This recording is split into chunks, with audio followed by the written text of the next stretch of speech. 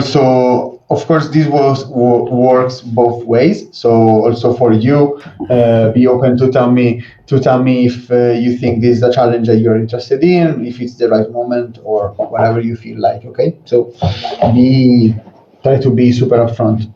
So basically, with Matt, we are building a platform for gyms and practitioners to be able to live their life at the gym effectively, so they can pay their membership, attend classes and stuff like that, but also live a life in the sports community, attending events, seminars, retreats, and all this kind of stuff related to sport, basically. Right now, we are starting with the Brazilian Jiu-Jitsu community, which is something I do, and my co-founder also do. We will expand into MMA, and from there to adjacent sports such as, I don't know, yoga, surf, whatever. We will be growing into different communities at the time. Right now, we have something around 85 academies across Europe, and with 22,000 users, more or less. And that's it mainly. This is what we are doing right now. We've just closed our first round of funding, and we are looking to scale up the team. The team currently it's me, Brando, my co-founder, and we have a couple of part-time people. But right now we are starting to build the product team fully. Our expectation is to build a team of, by the end, in 12 months, we will be building a team of maximum 4 people. So in the product department. Go ahead. What kind of roles you're looking to fill in the product team? In the product team, we are looking for a developer like me. I'm also a software engineer. So we are looking for a software engineer. We already have a UX research, UX designer, which is working part-time, and we will be going full-time. And by the end of the year, we'll be looking to add another more junior developer, let's say. So right now we are looking for somebody which is a bit more senior, and that can complement and work with me most of the time in writing all the code that we need to be writing right now. I actually graduated as software engineer. I never really started as a career. I've been doing for a very long time. This is almost 15 years. I've been developing websites, recently businesses, also myself. So development is a big part of my life. I like to do discovery and then get to the development phase. But in the product team, what I really do is the product management role. So this is working with the UX UI designer and then passing requirements to the engineers. What I understand from you is you're looking to engineering first setup. Yeah. Because we don't have much project to manage. So definitely we will need to build the project first, and then we can manage it effectively. There is some part of project management involved, but right now it's very minimum, because it's basically, imagine that if it will be me and you writing the code, we can self-manage each other, and there is also a lot of. Go ahead. Project manager comes around when you have above 5 developers already. Exactly. But there is a slight difference, because project management is when you have these different product teams and they get coordinated. But you have product management. For every product team, there is a product manager, the guy who is making the decision. Okay, this feature comes in, this one stays for later. This is what we focus. This is our MVP, and is not involved directly into the details, but is looking from above the big picture, and is navigating the project basically. This is what the project management is. Yeah, definitely. Of course, as you can imagine, I've been doing. We are just 2 people right now, so I've been doing this. I wear many hats. No, I'm the CTO, I'm the CEO, I'm the project manager, I'm the support guy. Many many boxes in the organization chart and no one to fill them. Exactly, it's only me, and I'm filling all of them, you know. But yeah, definitely, this is a bit of the challenge right now. But I wanted to chat with you because I see that you are building something. Like my main interest at this stage is to I want to build. I mean, the first people that need to be joining a company this early usually are people that have done this themselves or are doing this themselves. So I've seen that you are a founder. You've been a founder. I wanted to know a bit more. What are you building? So What are you doing? yeah, how we got to set up this company is we wanted to build something like Steam, but for artificial Okay. intelligence, where just like in the App Store, you can go and like download any application. Only instead it would be AI powered application, so you can just download on the phone, on the desktop, and then use the. It's pretty much every AI needs a platform to actually execute, but on itself, this is a platform for such platforms basically. Just like you would have, let's say, Netflix to host you the movies, that would be hosting the AI powered tools basically. So what we did is we did a research. It turned out that UK, USA, and China is the biggest markets for such companies, like 1,550-ish producers of AI here in the UK, and most of them in London. So I based myself in a city that's 25 minutes away from London, from the center. Okay. And the plan we have is just to go and see how they work, about their the development process with the teams. But the client is not who is going to be using the AI. The client is those people who are building it. And with estimates like 600 pounds per month, that would be around 700 up to 800 euro a month for the train. And then you have living cost, let's say like another 1,000 for like rent, for like food and everything.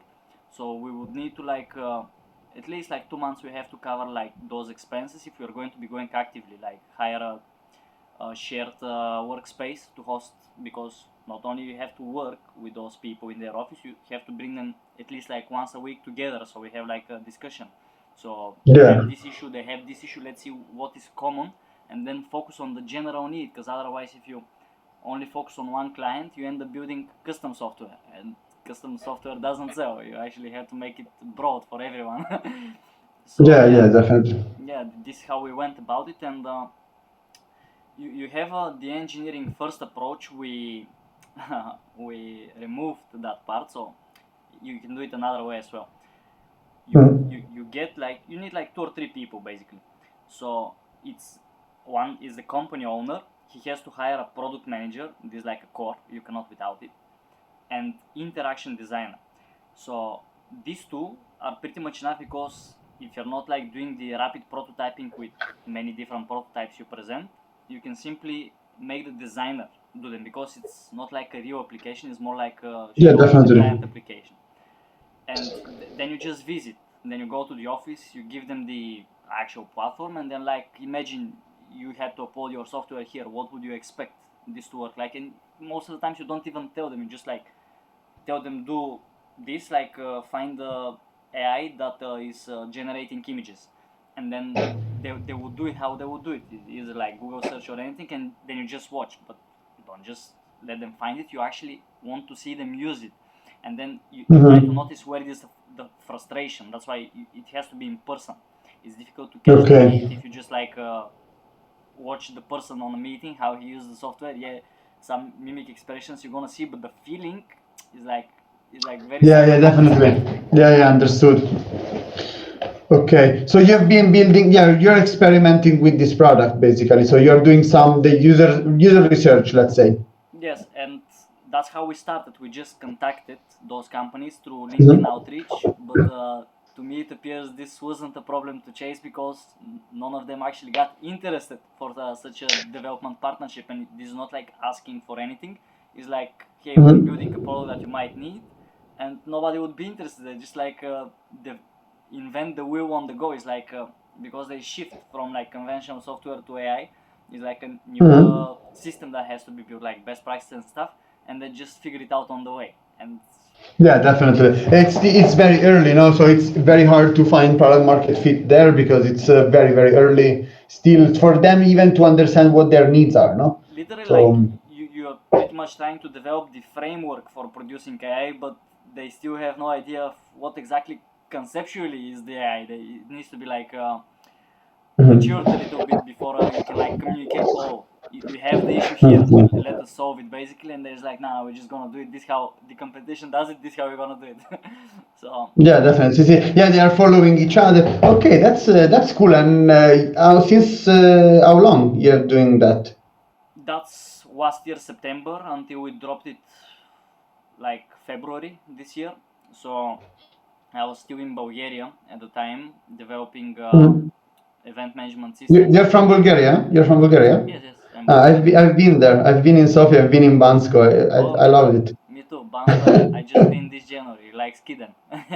Yeah, I've skied there. It's very cool, Bansko. Yeah, that's right. I lived in Sofia as a student. When I was first in Sofia University, I was studying C++. This Yeah, 2014, 2015 that's and cool. 2016. And then I left 2017 and never returned. Yeah, never go back. No, it's a cool city, Sofia. Yeah, it's like huge city with it has good places, but most of the issues are like bad air, like too many cars, and then you have also water pollution. So it's not a Yeah, good place to live, you know, if you care about your health. yeah, it's still developing. It's still developing. Exactly. And yeah, this is how Oh, we shifted from our project, which is this setup of discovery, and then once you have like requirements, hire engineers to do it. We dropped it in favor of marketing strategy that is like see like a client we have, and then just like forget what we want to bring to the market, forget what's our visions, goals, missions, and then just like mhm. listen to them like a hunter would. And then you just like, okay, they want this, you give them that. They want something else, you give them that. So this is what I'm doing. It's like from my brother I got a client. It's actually from my city in Bulgaria, and I just give him, because he's like entrepreneurial, and I just give him the systems he needs, but in software instead of having to hire like people. And then he got hooked, and now he found me another client, auto repair shop, and then basically Yeah, like so this. you're building Yeah, this like so basically what are you doing for them? You're helping them finding software that for their needs, or you're not building it, no? You're not building the software. You're giving them software. I don't no, understood very well. I give them systems. So imagine like this: he's like a e-commerce owner. He has like two online Hmm. shops, and instead of him having to like download 15 pictures on Hmm. hand, I built him like a little Python script. You just paste the Okay. URL, and then it scrapes all the images and puts them in a folder. And then what I Okay. communicate is like we can even like SEO optimize it automatically, but it's not going to be very reliable at first. And then it's like, I didn't even know this is possible. And like this, I like give him feature after feature, but it's not like a whole like system. Basically, it's like Okay, it's a set of small, tools yeah, basically. yeah, Set a little tools that help him improve automate, his yeah, productivity, yeah, automate. automate and productivity. That's quite cool. And what are you looking for right now? So why you were exploring? Uh, Basically, we decided to fund ourselves with the project, so I wouldn't want to just rely on deliveries to like cover Mhm. my living costs. And to be honest, I'm not even that dependent from work, because for me, whether it's gonna be a client and then pays for like a feature, or it's gonna be like a job that's potentially going to like drive me in the direction I'm going anyways, Mhm. is a matter of a choice. It's not like a urgency behind it. So one thing is I've chosen product management as a career path, and this is hands-off engineering. But as I said, by trade, I'm software engineer. So it's like Okay, yeah, two understood, spectrums. understood.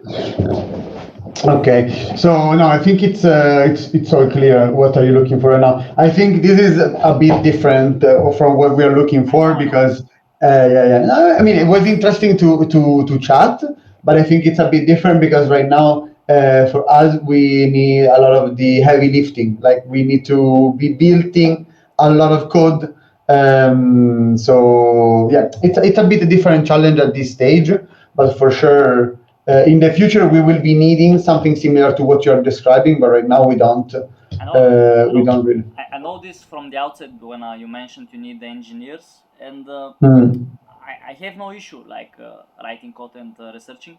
The thing is, you cannot be focused on the details and then navigate the project from above. It's like different hats that you cannot compare. Definitely. No, there are two different skills. I feel in this pain myself. Like, I need to be building. I mean, I talk with customer. I'm the customer support. I'm the project manager, and I'm the developer. So there are a lot of conflict of interest sometimes in which what customer is saying, what I want to build as a developer, and what it should be built as a project manager. No, so I understand. I understand entirely the challenge that described. Actually, the customer is only one of inputs. You have to be very careful when you're describing the features with them, because they don't know what they want.